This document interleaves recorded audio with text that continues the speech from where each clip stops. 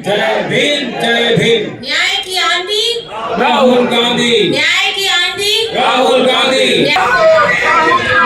जिंदाबाद जिंदाबाद। साथियों, हमारे बीच में श्री बुद्धराम मुंडा जी, जो कि बिरसा मुंडा परिवार से हैं, उनके ग्रैंडसन हैं, हमारे बीच में उपस्थित हैं। फ्रीडम फाइटर जनाब अमानत अली साहब हमारे बीच में, पद्मश्री मुकुंद नायक जी उपस्थित हैं, हमारे बीच में दयाबाई बंगला जी हैं। भारतीय संविधान के मिल के बचाए दो, कहती जय बात सके सुनु तनी ध्यान से, सुनु तनी ध्यान से। जनगणना 1911 हुआ था, उसमें 11.12 था, लेकिन आज 24 हो गया है, लगभग 16 से 17% है। सरकारी जमीनों में रहते हैं।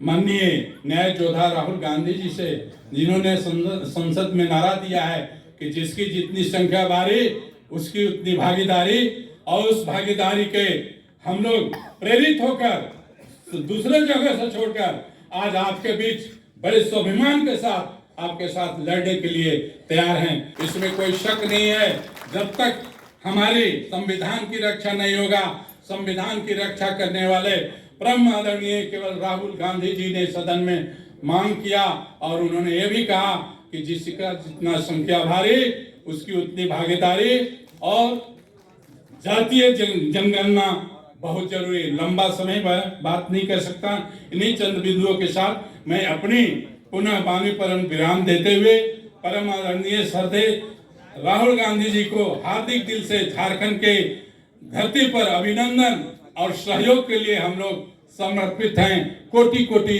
उनका धन्यवाद जो हम लोग को अवसर दिया है। लड़ रहे हैं, और इस संविधान सम्मान सम्मेलन के माध्यम से तमाम अनुसूचित जाति, जनजाति, पिछड़ा वर्ग, माइनॉरिटीज, तमाम गरीब वंचित वर्ग के लोग जो प्रताड़ित हैं, उनके हक अधिकार की लड़ाई को कैसे आगे लेके जाना है, कैसे सबको सत्ता में, संसाधनों में, हर क्षेत्र में हिस्सेदारी मिले, उसको कैसे आगे बढ़ाना है। उसी सत्र में ये अनुसूचित जाति वर्ग का सत्र शुरू हो रहा है, जिसमें हम अनुसूचित जाति की झारखंड के अंदर क्या क्या समस्याएं हैं, और डॉक्टर बाबा साहेब अम्बेडकर के संविधान में उनके लिए क्या संविधान के माध्यम से समाधान सुझाए गए हैं, किस तरह उन समाधान को सत्ता के द्वारा कराया जा सकता है, उस मुद्दे पर चर्चा के लिए, उनकी समस्याओं पर चर्चा करने के लिए ये एससी वर्ग का एक सम्मेलन का ये सत्र शुरू हो रहा है। मैं निवेदन करूंगा आरपी रंजन जी से, वो आए, जो एससी, एसटी, ओबीसी, माइनॉरिटीज, इन तमाम एम्प्लॉइज के एसोसिएशन को चलाकर उनके हक अधिकार की लड़ाई को लड़ते हैं। रंजन जी बैठेंगे, उनके लिए सब तालियों से स्वागत करेंगे। ललन आनंदकर जी, जो अनुसूचित जाति के विभिन्न मुद्दों को लेकर पूरे प्रदेश में लड़ाई को लड़ते हैं, वो आएंगे, अपना स्थान ग्रहण करेंगे। मनोज कुमार पासवान जी, वो भी समाज की अनेकों समस्याओं के लिए जूझते रहते हैं, वो भी अपना स्थान ग्रहण करेंगे।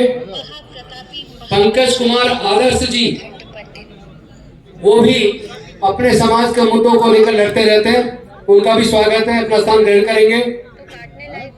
डॉक्टर प्रसाद जी, जो प्रिंसिपल रिटायर हुए, आज भी तमाम एम्प्लॉइज की लड़ाई लड़ते हैं, वो आए और अपना स्थान ग्रहण करेंगे। सुरेश राम जी, जो लगातार आंदोलनरत हैं, वो भी अपना स्थान ग्रहण करेंगे। सुभाष कुमार वाल्मीकि जी, सुभाष कुमार वाल्मीकि जी, वो भी आएंगे और अपना स्थान ग्रहण करेंगे। जयप्रकाश कुमार जी अगर आ चुके हैं तो अपना स्थान ग्रहण करेंगे। और अब मैं इस सत्र के लिए निवेदन करूंगा कर्नल आरपी रंजन जी से, वो आए और बाबा साहेब के संविधान के तहत झारखंड के अनुसूचित जाति की क्या समस्या का क्या समाधान हो सकता है, वो अपनी बात रखेंगे।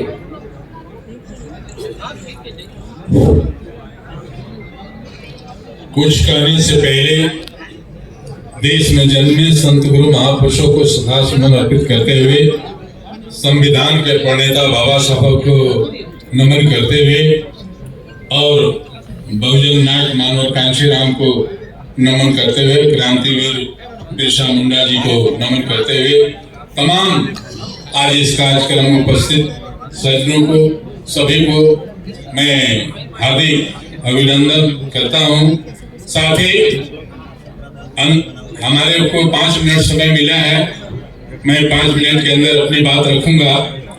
पहला बात यह है कि जब से झारखंड राज्य बना है अनुसूचित जाति के लोगों को हक अधिकार नहीं मिल रहा है, चाहे आरक्षण की मामला हो, चाहे वो रोजगार की मामला हो या राजनीतिक प्रतिनिधित्व जो है वो मिलना चाहिए। तमाम जगहों पर इनका अवहेलना हो रहा है, कोई सरकार इंटरेस्ट इनके प्रति नहीं लेती है। आज समाज में ऐसी स्थिति बन गया है कि आयोग बना, आयोग को चेयरमैन ये 5 साल सरकार खत्म होने जा रहा है नहीं बना, किसी जेपीएससी जेएसएससी में कहीं भी कोई मेंबर नहीं बनाया गया, यानी पूरी तरह से अनुसूचित जाति को इग्नोर किया जा रहा है।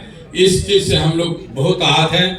साथ ही झारखंड में 2011 के जनगणना में हमारी आबादी 11.9% था, आज 16 में लगभग 24 में 16% आबादी हो गई है। जो जनसंख्या लगभग 60 लाख है, 60 लाख लोगों में 50% लोग मेरे को जो रहते हैं जिनके पास जमीन नहीं है, सरकारी भूमि में उनका कोई पट्टा नहीं है। इस समस्या से जूझ रहा है अनुसूचित जाति के लोग, उनका कोई आइडेंटिटी नहीं है, दूसरे जमींदारी को जमीने में रहते हैं, सड़क पर रोड पर घर बना के रहते हैं, उसके प्रति हमारी सरकार कोई गंभीर नहीं हुआ। तीसरा मुद्दा हमारा है कि अनुसूचित जाति छात्र छात्राओं के पर्याप्त मात्रा में हॉस्टल नहीं है। राजधानी में कोई हॉस्टल नहीं है बढ़िया से जिसमें हमारे बच्चे पढ़ सके। छात्राओं के लिए कोई अलग से हॉस्टल नहीं है। एजुकेशन में भी हम बहुत पिछड़ रहे हैं। तो इन तमाम चीजों को हम लोग सरकार से ये आग्रह करना चाहते हैं, जो आने वाले आज जो लगा हुआ है बोर्ड न्याय अधिकार समानता का अधिकार, तो इस माध्यम से मैं ये भी कहना चाहता हूं कि आज हमारे देश को हमारे पूर्वजों ने संविधान दिया, देश में समता स्वतंत्रता और बंधुत्व का स्थापित किया। आज उनका समाज का झारखंड प्रदेश में पूरी तरह से इग्नोर हो रहा है। हम अनटचेबल बन गए हैं। जब से झारखंड राज्य बना है हमारे समाज को कोई पूछता नहीं है, कहीं भी कोई हक अधिकार की बात नहीं करता है। इसलिए मैं आज नए योद्धा राहुल गांधी जी आ रहे हैं, जिन्होंने सदन में कहा कि जिसकी जितना संख्या भारी उसकी उतनी हिस्सेदारी, और इस नारे के साथ मुझे ऐसा महसूस हुआ कि अब जो हमारा समाज का हक है उस हक की लड़ाई हमारे